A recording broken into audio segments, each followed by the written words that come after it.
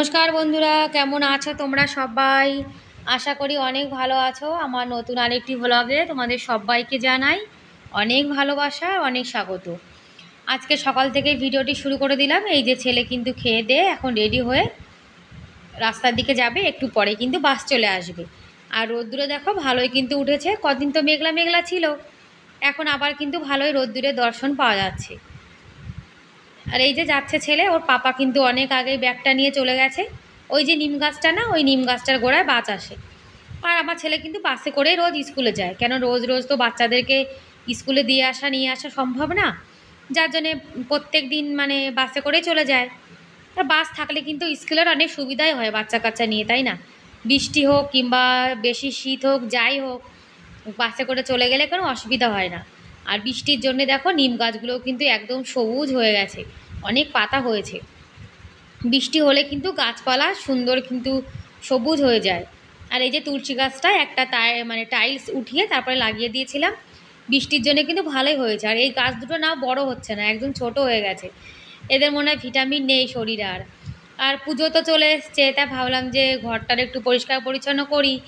আর আমাদের রাজস্থানে তো মানে আমাদের এখানে তো পুজো টুজো কিছু হয় না কলকাতার মতো। ওই আমাদের বাজারে একটা মানে যে বাঙালিরা আছে, কোম্পানির সব বাঙালিরা মিলে একটা দুর্গাপুজো করে। তা কখনো কখনো এক দুদিন হয়তো একটু দেখতে যাই। আর কি জানো তো, এখন মানে বিয়ের এই 13 বছর হয়ে গেছে, বিয়ের পরে কিন্তু আমি একবার কি দুবার দুর্গাপুজোতে বাড়িতে গেছিলাম। আর বাড়িতে না যেতে যেতে না, পুজোয় না মানে ঘুরে ঘুরে এখন আর কিন্তু মানে পুজোর জন্যে মন খারাপ লাগে না। বিয়ের পর না খুব মন খারাপ হতো যে পুজোতে বাড়ি যেতে পারছি না, ঘুরতে পারছি না। আর এখন থেকে থেকে কিন্তু অভ্যাস হয়ে গেছে, এখন পুজোর জন্য বাড়িতে যাওয়ার আর মন খারাপ করে না। আর কি জানো তো, বাড়িতে গেলে আবার এখানে আসার জন্য মন খারাপ করে, কেননা সংসার তো এখন এখানে হয়ে গেছে। আর দেখো দরজার এই ডিজাইনটার মধ্যে কতটা মানে ঝুল পড়েছে। তা ওই জালিটা দিয়ে তো যাচ্ছিল না, যার জন্য ঝাঁটা দিয়ে একটু পরিষ্কার করে নিচ্ছি। আর এই ফাঁকাটা জানো তো, মানে সপ্তাহে একদিনকে পরিষ্কার না করলে তো হয় না। কদিন পরিষ্কার করা হয়নি বৃষ্টি টিষ্টির জন্য। আর ভালোই কিন্তু ঝুল মানে জমে গেছে এর ভেতরে দেখো। আর ঘরে যদি এরকম ঝুল জমে থাকে তাহলে কিন্তু দেখতে একদমই ভালো লাগে না। যে বাড়িতে মানুষ থাকে না সেই বাড়িতে কিন্তু ঝুল মাকড়সা জালি এগুলো কিন্তু পড়ে। আর সকালে কিন্তু রান্না বান্না করে খাওয়া দাওয়া করে তারপরে কিন্তু এই যে মানে ঘরটার পরিষ্কার করার কাজ শুরু করে দিয়েছি। উপর থেকে গুঁড়ো পড়ছিল, যার জন্য ওড়না দিয়ে না চোখটা ঢেকে রেখেছি। চোখের মধ্যেও দেখবে ঘর মানে পরিষ্কার করার সময় ছোট ছোট বালির কণা কিন্তু চোখে চলে যায়, যার জন্য ওড়নাটা দিয়ে না মুখটা মানে ঢেকে রেখে দিয়েছিলাম। আর আমার আবার জানো তো ধুলো মানে ধুলো ময়লায় অ্যালার্জি হয়ে যায়, পুরো মুখের যে স্কিনটা পুরো মানে চুলকানি হয়, যার জন্য জানো তো ওড়নাটা দিয়ে মুখটা ঢেকে রাখতে হচ্ছে। আর কি করব বলো, শরীর মানে কাজ করতে তো হবে, শরীর যেমনই হোক না কেন কাজ না করলে কিন্তু একদমই চলবে না। আর সংসারটা আমার, যদি আমি এখন কাজ না করি তাহলে কাজটা কে করবে? যার জন্য কিন্তু কষ্ট হোক যা হোক ঘরবাড়ি কিন্তু পরিষ্কার করে রাখতে হয়। আর বন্ধুরা তোমরা এখনও পর্যন্ত যারা ভিডিওটি দেখছো মানে আমার সঙ্গে এখনও পর্যন্ত আছো, তোমাদের যদি ভিডিওর কোনো অংশ ভালো লেগে থাকে তাহলে প্লিজ একটা লাইক করে দিও। আর আমার চ্যানেলে তোমরা আজকে যারা নতুন আর ভিডিওটি দেখছো, তোমরা চাইলে আমার চ্যানেলটিকে সাবস্ক্রাইব করে আমার এই ছোট্ট পরিবারের পাশে থেকে যেতে পারো। আর এই কাজটি যারা অলরেডি করে দিয়েছো তাদেরকে অসংখ্য ধন্যবাদ। আর তোমরা যারা আমার ভিডিও দেখো আর কমেন্ট করো, তোমাদের কিন্তু আমার ভিডিও দেখার জন্য আর কমেন্ট করার জন্য অনেক অনেক ধন্যবাদ। আর আমার কিছু কিছু প্রিয় প্রিয় দিদিভাইরা আছে যারা কিন্তু রেগুলার মানে প্রতিদিন আমার ভিডিও দেখে, সেই সব দিদিভাইদেরকে জানাচ্ছি অনেক অনেক ধন্যবাদ। যে যে দিদিভাইরা প্রতিদিন আমার ভিডিও দেখে আমাকে সাপোর্ট করে, আমি কিন্তু সেই সব দিদিভাইয়ের ভিডিও দেখি। আর তোমরা যারা নতুন নতুন মানে আমার ভিডিও দেখছো, বলছো যে দিদিভাই সাপোর্ট করো, তোমরা আগে প্রতিদিন আমার ভিডিও দেখবে, আমাকে সাপোর্ট করবে, তবেই তো আমি সাপোর্ট করবো, তাই না? একদিন ভিডিও দেখে যদি পরে আর কখনো ভিডিও না দেখো, তাহলে আমরাই বা তোমাদেরকে কি করে সাপোর্ট করব বলো? যেসব দিদিভাইরা প্রতিদিন ভিডিও দেখে ভালোবেসে, তাদের ভিডিও তো আমাকে দেখতেই হবে, তাই না?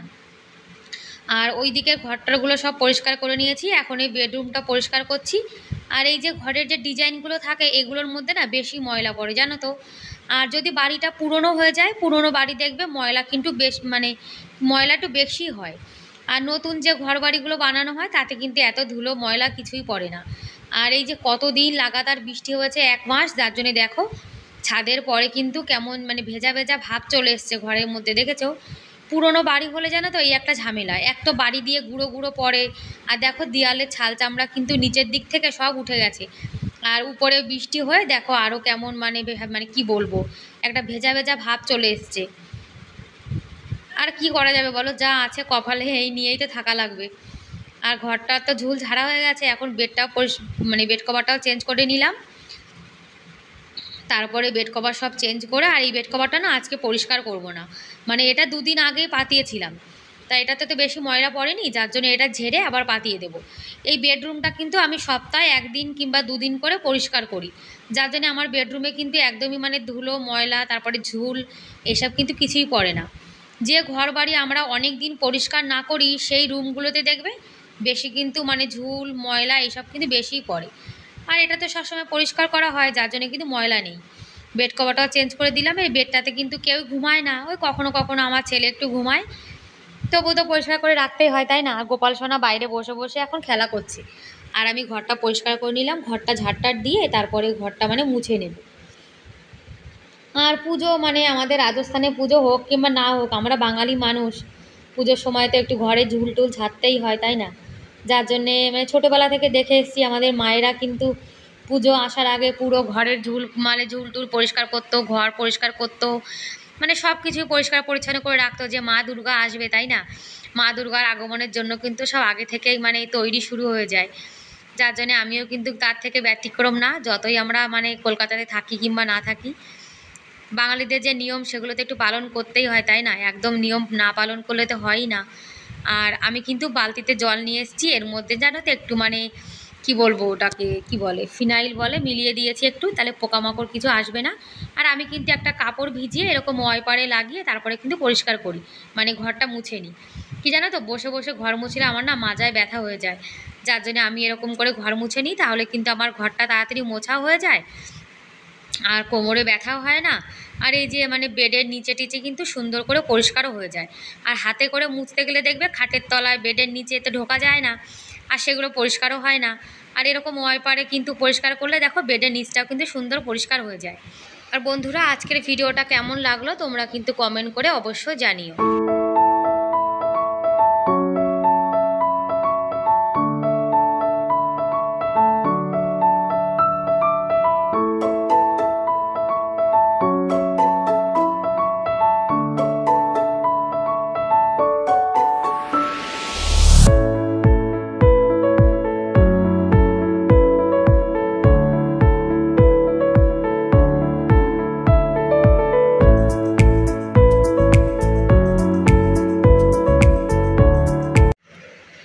আর ঘরবাড়ি কিন্তু সব সময় পরিষ্কার পরিচ্ছন্ন রাখাটা কিন্তু ভালো, যে ঘরবাড়ি পরিষ্কার পরিচ্ছন্ন থাকে আর ঘরের কোণা মানে আনাজ কানাজ যাকে বলে সব কিন্তু পরিষ্কার পরিচ্ছন্ন রাখতে হয়।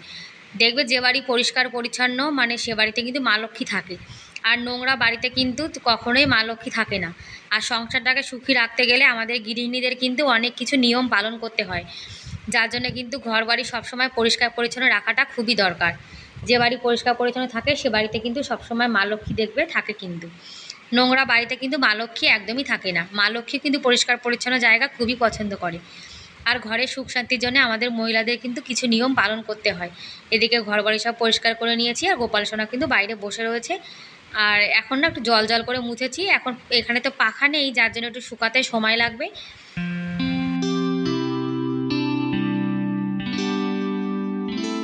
আর ঘরটর ঝাড় দেওয়ার পরে মোছার পরে দেখবে ঘরবাড়ি কিন্তু একদম চকচক করে।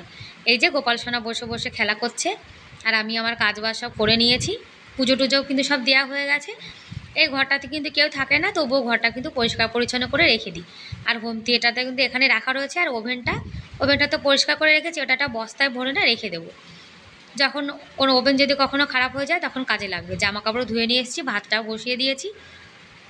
আর কাজবাজ করার পরে কিন্তু জামা কাপড় ধুয়ে আমি স্নান করে এসেছি, মানে জামা কাপড় ধোয়ার পরে গা দিয়ে না খুব মানে ঘেমে গেছিলাম, যার জন্য স্নান করে এসেছি।